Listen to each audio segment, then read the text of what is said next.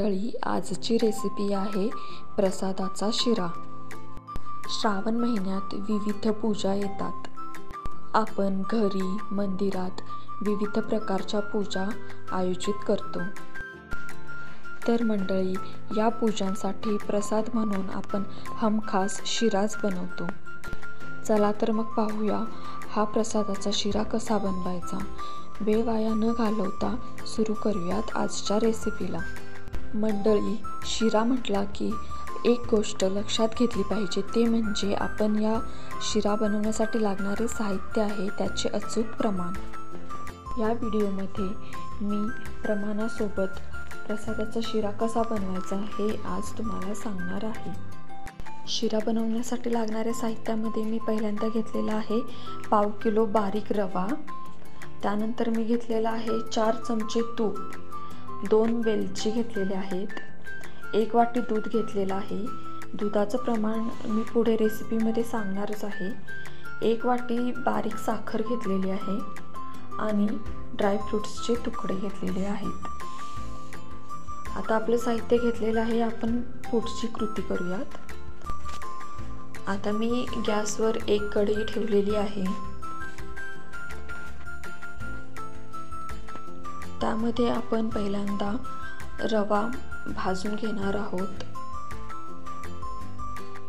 लक्षात ठेवा, शिरा करण्याच्या आधी रवा छान खमंग भाजून घ्यायचा।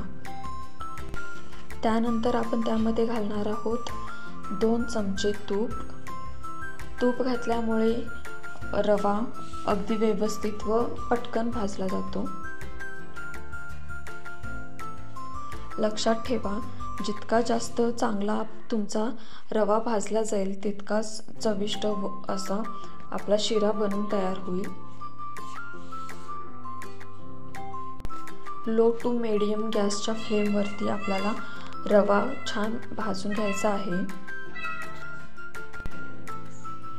त्यानंतर आपण त्यामध्ये घालणार आहोत वेलची। आपला रवा आता व्यवस्थित भाजला गेलेला आहे।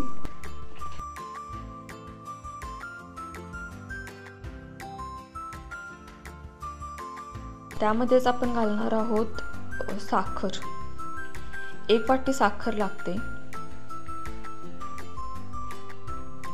लक्षात ठेवा, प्रसादाचा शिरा बनवण्याची पद्धत थोडी वेगळी आहे। त्यानंतर आपण इथे घातलेला आहे 1 वाटी दूध।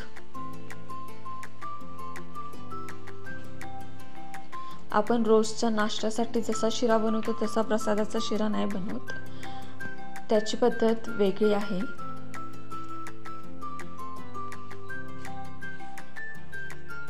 आपण दुधामध्ये रवा नाही ॲड करायचा आहे। रव्यामध्ये जसं आपल्याला लागेल तसं आपण दूध ॲड करत जाणार आहोत। त्यामुळे रवा आपला चिकट होत नाही, तर उलट सुटसुटीत होतो व प्रसादासाठी असाच शिरा बनवला जातो। इथे मी 3 वाटी दूध घेतलेला आहे। त्यानंतर आपण घालायचं आहे त्यामध्ये 1 चमचा तूप व व्यवस्थित शिरा मिक्स करून घ्यायचा आहे। लक्षात ठेवा, पाव किलो रव्यासाठी 3 कप दूध आपल्याला लागतं, 3 वाटी दूध लागतं। याच प्रमाणाने जर तुम्ही शिरा बनवला तर शिरा तुमचा छान होईल व तो सडसडीत किंवा जास्त असा घट्ट नाही होणार व सुटसुटीत मोकळा व मऊ होईल। त्यासाठी पाव किलो रवा जर तुम्ही घेतला असेल तर 3 वाटी दूध या अंदाजाने तुम्ही पुढचं प्रमाण तुमच्या क्वांटिटीनुसार ठरवू शकता। त्यानंतर मी इथे घातलेले आहेत ड्रायफ्रूट्स व पुन्हा शिरा एकदा छान परतून घेतलेला आहे। लक्षात ठेवा, गॅसची फ्लेम लोवरती ठेवायची आहे।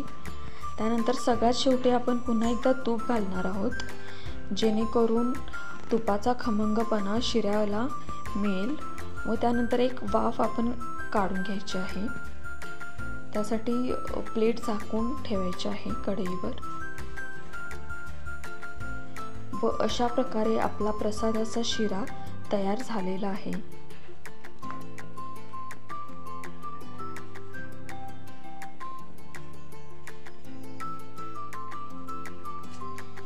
तुम्ही इथे पाहू शकता शिरा अगदी सुटसुटीत व मऊ असा तयार झालेला आहे।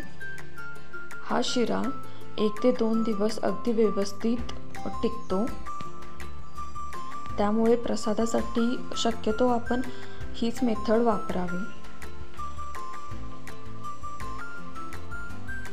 या व्हिडिओमुळे तुम्हाला समजलं असेल की प्रसादाचा शिरा कसा बनवला जातो।